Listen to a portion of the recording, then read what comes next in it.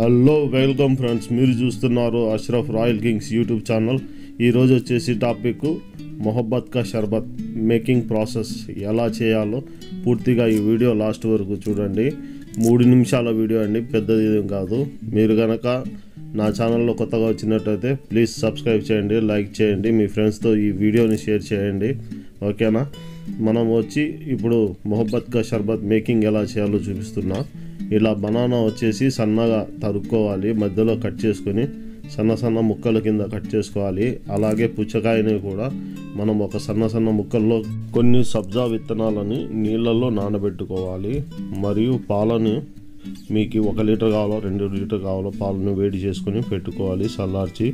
తర్వాత ఇది షర్బత్ అండి, రూ అబ్జా తీసుకున్నాము, తగినంత దీంట్లో కలుపుకోవాలి. తర్వాత ఇప్పుడు పదండి మేకింగ్ ప్రాసెస్ మొత్తం మిక్సింగ్ చేస్తాము. పుచ్చకాయలని సన్నగా తరిగిన పుచ్చకాయలని ఈ పాలల్లో కలుపుకోవాలి.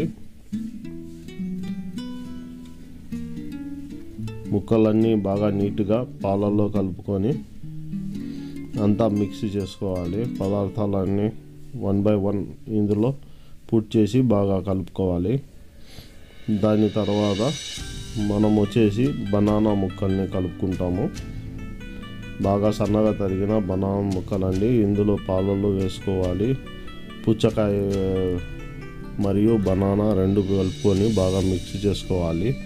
దాని తర్వాత మనం వచ్చేసి దీనిలో సబ్జా విత్తనాలను యాడ్ చేసుకోవాలి.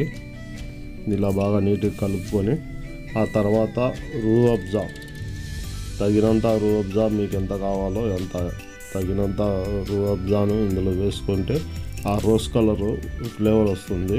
పాలల్లో రోజ్ కలర్ మిల్క్ మాదిరిగా తయారైపోతుంది. చూసారా, తగినంత మీకు ఎంత కావాలంటే అంత పాలను బట్టి రూ అబ్జాని అందులో యాడ్ చేసుకోవాలి.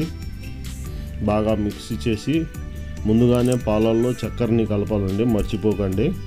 మీరు పాలు కాంచినప్పుడు తగినంత చక్కెర వేసుకొని ఇందులో మిక్స్ చేసుకోవాలి. తర్వాత సబ్జా గింజలు చూసారా ఎలా వేసానో ఇలా వేసేసి అందులో మిక్స్డ్ చేసేయాలి. సబ్జా గింజలు ఎందుకంటే ఇది చల్లదనాన్ని మనకు ప్రొవైడ్ చేసే గింజలు. తర్వాత ఐస్ క్యూబ్ అండి, పెద్దవైనా కానీ సన్న ఐస్ క్యూబులైనా వేసుకోవచ్చు. ఇది వేసుకుంటే షర్బత్ చల్లగా ఉంటుంది. చూసారా, ముక్కలు పెద్దవి, మీకు కావాలంటే సన్న ముక్కలు కానీ వేసుకొని బాగా కలయబెట్టి నీట్గా ఇది ఇప్పుడు మనకు మొహబ్బత్ కా షర్బత్ అనేది ప్రిపేర్ అయిపోయింది. చక్కెర మాత్రం వేయడం మర్చిపోద్దండి, ఓకేనా ఫ్రెండ్స్. ఇది వచ్చేసి తయారు చేసి మీ ఫ్యామిలీలో మీ పిల్లలకి మీ పెద్దవాళ్ళకి అందరికీ సర్వ్ చేయండి. ఎందుకంటే ఇది వచ్చి బాగా ఫేమస్ డ్రింక్ అండి, చల్లదనాన్ని ప్రొవైడ్ చేసే డ్రింక్. పిల్లలు చాలా ఇష్టంగా, చూసారా మా పాప ఎలా తాగుతుందో, ఎలా ఉందని అడిగితే ఎక్సలెంట్గా ఉందని చెప్పింది టేస్ట్.